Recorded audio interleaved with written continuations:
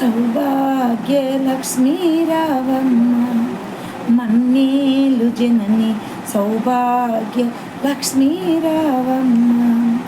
తలచిన చాలు తలపున నిలిచి, తలచిన చాలు తలపున నిలిచే కనకదారలు ఇలలో కురిసి, ఐదో తనము ముదమున ఇచ్చి పసుపు కుంకుమలు పూలు గాజులు అతిథులకు ఇచ్చే తొలి ముత్తైదువా.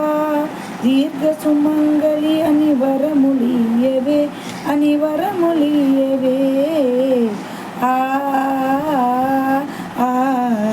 లక్ష్మీదేవి కరుణను చూపవే సౌభాగ్య లక్ష్మీ రావమ్మ.